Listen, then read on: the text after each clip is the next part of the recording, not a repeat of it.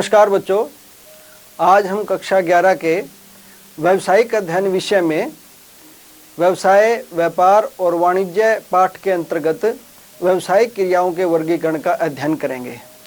इसको सुनने के बाद मुझे उम्मीद है कि आप उद्योग, वाणिज्य, व्यापार और व्यापार की सहायक क्रियाओं को अच्छी प्रकार से समझ सकेंगे। तो आइए बच्चों, व्यावसायिक क्रियाओं के वर्गीकरण की शुरुआत करते हैं। प्यारे बच्चों, इससे पहले के वीडियो में आपने व्यवसाय का अर्थ, उसकी प्रकृति और उसके उद्देश्य को सीख लिया होगा। मुझे उम्मीद है कि आप उद्योग तथा उसके प्रकारों से परिचित हो जाएंगे। किसी भी प्रकार की औद्योगिक इकाई को देखकर उसके प्रकार की पहचान कर लेंगे। वाणिज्य का अर्थ तथा उसके कार्यों से परिचित हो जाएंगे। व्यापार तथा व्यापार के प्रकार को समझ जाएंगे। व्यापार के सहायक तथा उद्योग व्यापार में उनके योगदान को अच्छी तरह से जान जाएंगे। बच्चों, व्यावसायिक क्रियाओं को दो तरह से वर्गीकृत किया जाता है, उद्योग और वाणिज्य। वे समस्त क्रियाएं जो वस्तुओं के उत्पादन अथवा निर्माण के लिए की जाती है, उद्योग के अंतर्गत आती है।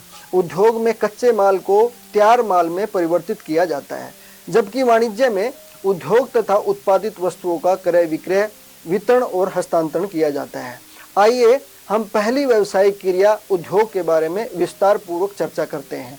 उद्योग में कारीगरों द्वारा मशीनों की सहायता से तकनीकी कार्यों के द्वारा वस्तुओं को सुविधाजनक और अधिक उपयोगी बना दिया जाता है। साथ ही पशुओं के प्रजनन, विकास और पालने की क्रिया भी उद्योग में ही शामिल की जाती है। यद्यपि उद्योग एक सामूहिक शब्द है, इसमें समान उत्पादन करने वाली बहुत सी इकाइयां शामिल होती हैं। जैसे गन्ने से चीनी बनाने वाली सारी इकाइयां चीनी उद्योग कहलाती हैं। उद्योग में वस्तुओं के साथ साथ सेवाओं को भी शामिल किया जाता है, जैसे बैंकिंग, बीमा, परिवहन, भंडारण, विज्ञापन आदि। इसको सेवा उद्योग भी कहा जाता है। उद्योग को मुख्य 3 भागों में बांटा जाता है: प्राथमिक उद्योग, प्राइमरी इंडस्ट्रीज; द्वितीय या माध्यमिक उद्योग, सेकेंडरी इंडस्ट्रीज; तृतीय या सेवा उद्योग, ट्रेसरी और सर्विस इंडस्ट्रीज। प्राथमिक उद्योग पूरी तरह से प्राकृतिक उत्पादों से जुड़े हैं। इनमें भूमि से खनिज लवण निकालना, पशुओं का पालन और प्रजनन करवाना, कृषि तथा बागवानी जैसी क्रियाओं को शामिल किया जाता है। यह उद्योग 2 प्रकार के होते हैं: निष्कर्षण उद्योग और जननिक उद्योग। निष्कर्षण उद्योग में उत्पादों को भूमि, पानी, हवा से निकाला जाता है। निष्कर्षण उद्योगों में उत्पादों को भूमि, पानी या हवा से निकाला जाता है। इनका प्रयोग विनिर्माणी एवं रचनात्मक उद्योगों में कच्चे माल के रूप में किया जाता है। खनन, इमारती लकड़ी प्राप्त करना, मधुमक्खी पालन, कृषि करना आदि निष्कर्षण उद्योगों के अंतर्गत आते हैं। प्राथमिक उद्योगों का दूसरा प्रकार जननिक उद्योग है। इन उद्योगों में पशु पक्षियों का प्रजनन, उनका विकास, भिन्न भिन्न प्रकार की वनस्पतियों को उगाना, उन्नत बीज और पौधों को विकसित करना आदि क्रियाएं शामिल की जाती हैं। उद्योगों का दूसरा प्रकार द्वितीयक या माध्यमिक उद्योगों में प्राथमिक उद्योगों से प्राप्त उत्पादन को कच्चे माल के रूप में प्रयोग किया जाता है तथा इससे तैयार माल या दूसरे उद्योगों के लिए अर्धनिर्मित माल का उत्पादन किया जाता है। जैसे तांबे को खानों से निकालकर उनके बर्तन को बनाना या तांबे की सीट बनाना द्वितीयक उद्योगों का उदाहरण है। आगे माध्यमिक या द्वितीयक उद्योगों को 2 श्रेणियों में बांटा जाता है: विनिर्माण उद्योग मैन्युफैक्चरिंग इंडस्ट्री, निर्माण उद्योग कंस्ट्रक्टिव इंडस्ट्रीज। विनिर्माण उद्योगों में कच्चे माल पर यांत्रिक और तकनीकी प्रक्रिया करके इसे अधिक उपयोगी और सुविधाजनक बनाया जाता है। उत्पादन की प्रक्रिया के आधार पर हम इसे 4 श्रेणियों में बांट सकते हैं: विश्लेषणात्मक उद्योग एनालिटिकल इंडस्ट्री, कृत्रिम उद्योग सिंथेटिक इंडस्ट्री, प्रक्रियाई या प्रक्रमीय उद्योग प्रोसेसिंग इंडस्ट्री, सम्मिलित उद्योग असेंबलिंग इंडस्ट्री। विश्लेषणात्मक उद्योगों में एक उत्पाद का विश्लेषण कर उसके अलग अलग उत्पाद बना दिए जाते हैं। जैसे कच्चे तेल को निष्कर्षण उद्योग से प्राप्त करके तेल शोधक कारखाने पेट्रोल, डीजल गैसोलीन आदि में विभक्त कर देते हैं। कृत्रिम उद्योगों में अलग अलग पदार्थों को मिलाकर एक नया कृत्रिम उत्पाद तैयार किया जाता है। जैसे पत्थर, चूने और जिप्सम को मिलाकर सीमेंट तैयार किया जाता है। प्रक्रियाई उद्योगों में एक व्यवस्थित प्रक्रिया के द्वारा उत्पाद को तैयार माल में बदल दिया जाता है, जो उपयोग में अधिक सुविधाजनक हो जाता है। जैसे कपास से वस्त्र और वनों की लुगदी से कागज बनाना। सम्मिलित उद्योग, ऐसे विनिर्माणी उद्योग जो दूसरे उद्योगों में निर्मित अलग अलग कलपुर्जों को जोड़कर एक नए उत्पाद को तैयार करते हैं। जैसे कंप्यूटर बनाना, टीवी बनाना, कारों का निर्माण करना। आइए अब माध्यमिक उद्योगों के दूसरे प्रकार निर्माणी उद्योग की चर्चा करते हैं। निर्माणी उद्योगों में वास्तुकला और अभियांत्रिकी का प्रयोग करके रचनात्मक कार्य किए जाते हैं। जैसे सड़कें बनाना, पुल और सुरंगें बनाना, भवनों का निर्माण करना आदि। ये उद्योग पूरी व्यावसायिक क्रियाओं को आधारभूत ढांचा प्रदान करते हैं। उद्योगों का तीसरा और अंतिम भाग तृतीयक या सेवा उद्योग है। सेवा उद्योग सभी औद्योगिक वाणिज्यिक क्रियाओं की सहायता करते हैं।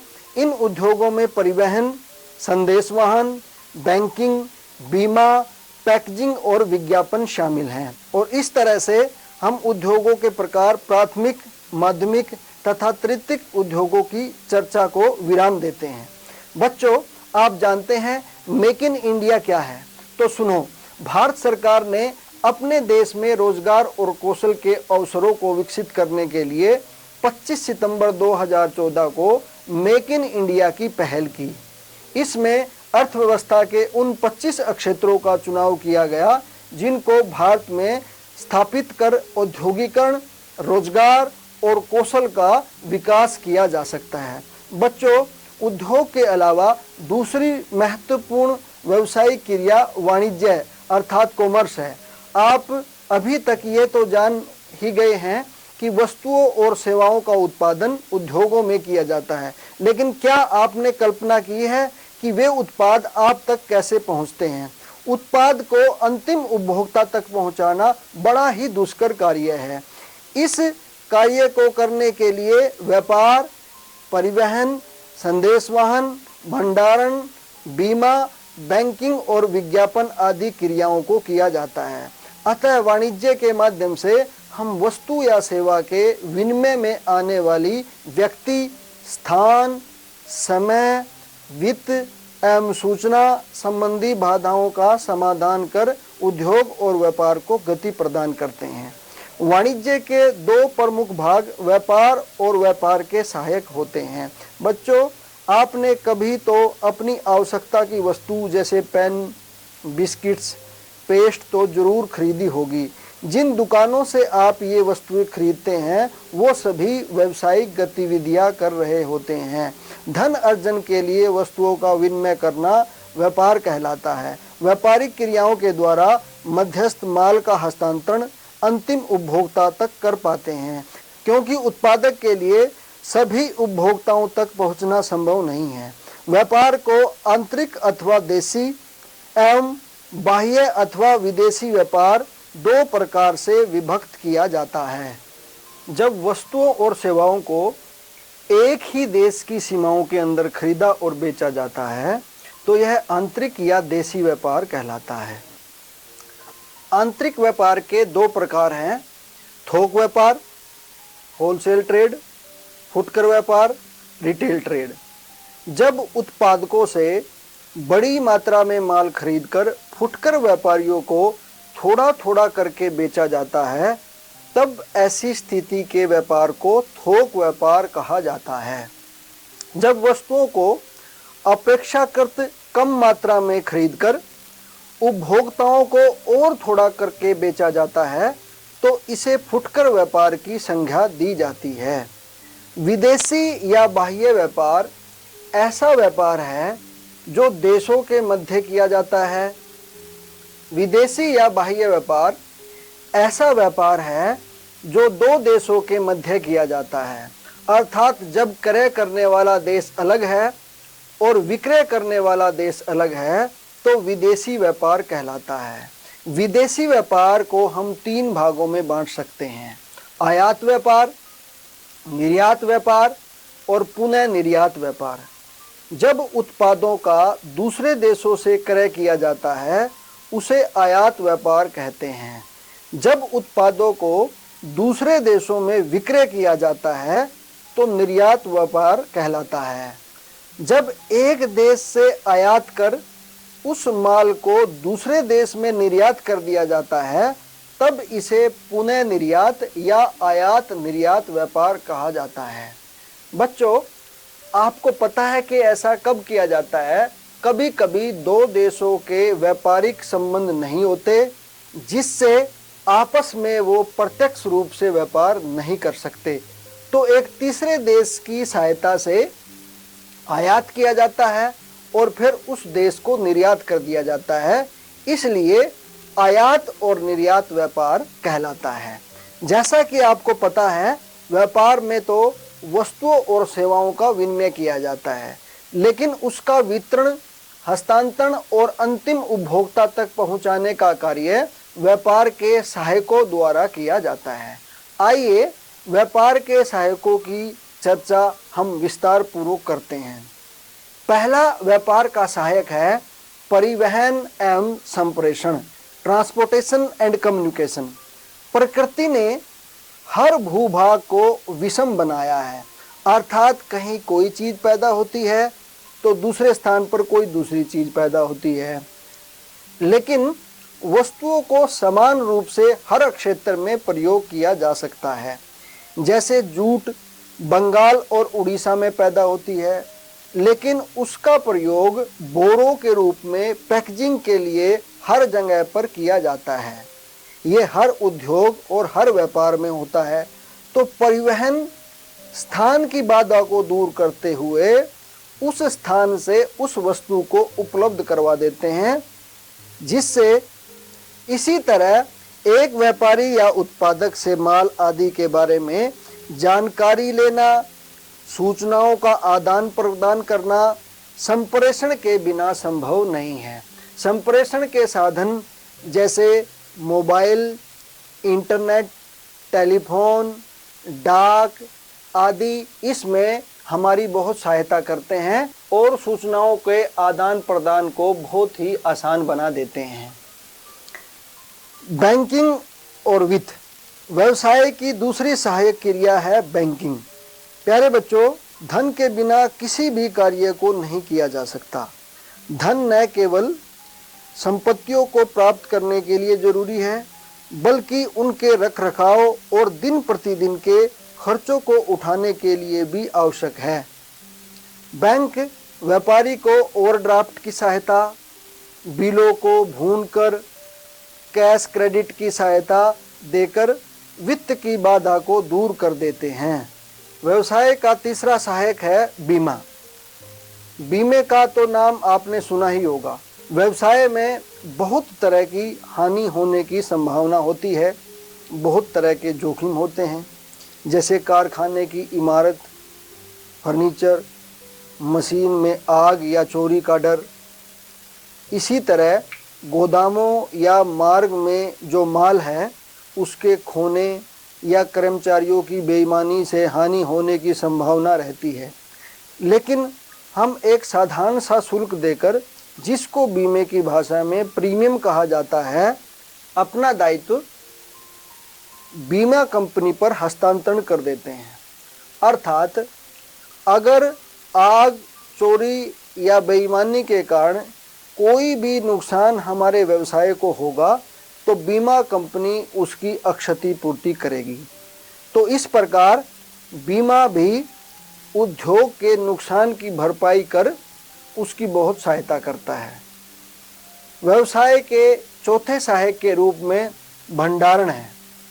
वस्तुओं का उत्पादन करने के बाद उसका विक्रय काफ़ी समय तक नहीं होता, वो वस्तुएं गोदाम या कारखानों में ही पड़ी रहती है। लेकिन इस अंतराल में वो वस्तुएं खराब हो सकती हैं। उनको नमी, धूप, बारिश से बचाने के लिए गोदाम ही सुरक्षित जगह है। जिससे कीड़े मकोड़े आदि भी उसमें नहीं लगते। कई बार उस वस्तु का उत्पादन नहीं होता तो गोदामों में रखे माल की पूर्ति की जाती है, जिससे वो वस्तु हमेशा हमारे पास बनी रहती है और उसके कीमत में भी संतुलन बना रहता है। अगर कोई आपदा जैसे बाढ़, युद्ध आदि, अगर देश में कोई आपदा जैसे बाढ़, युद्ध हो जाते हैं तो ऐसी स्थिति में उद्योग वस्तुओं का निर्माण नहीं कर सकते, तो वस्तु के मिलने में कठिनाई होती है।